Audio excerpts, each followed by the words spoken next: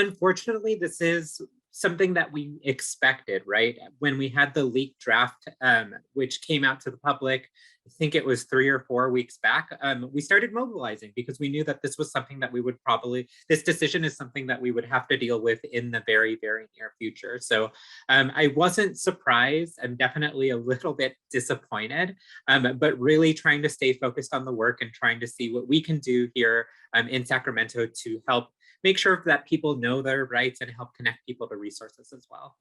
There were a lot of laws on the books which just criminalized existing as a gay person, specifically. So same-sex relationships used to be criminalized. Once that ruling came down in 2003, it hinged on that right to privacy, right? It said, again, the government doesn't have the right to know kind of like what happened, who you're dating and what your relationships look like. And then marriage hinged on the same thing. Oberfell versus Hodges hinged on that right to privacy. So now, in this opinion, they said that the government, that a person doesn't have that right to privacy, and that in Justice Thomas's opinion, these are other rulings that he would like to see overturned. So it's something that we're definitely organizing for kind of nationwide with the network of other LGBT centers, especially those in states where folks are in danger, right? In California, we have a lot of protections that are baked into our legal code. And hopefully with our progressive legislators, we'll start to put even more protections in should a federal ban come into place. But, we try and work nationwide, and there are a lot of communities that, now their rights are on the table as well.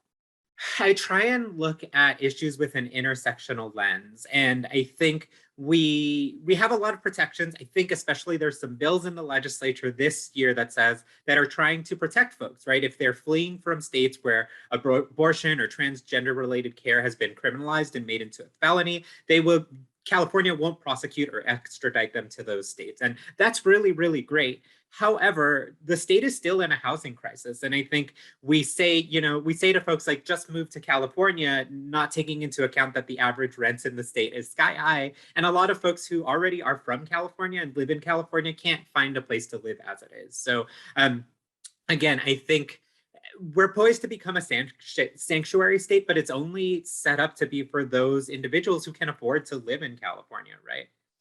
So we're part of Centerlink, which is a network of LGBT centers across the country, right? So we're talking to the LGBT centers in all throughout the state of California, but also all throughout the nation. So we try to see like what community needs are and who we can support now, whether that is through funding, whether that is through referral to services, whether it is just raising awareness about what people's rights are and like what people can kind of do. I think nationally, we are working at the local, state, and then the federal level always to try and pass more robust protections for LGBTQ plus individuals, especially transgender related individuals, and then just supporting abortion providers wherever we can as well.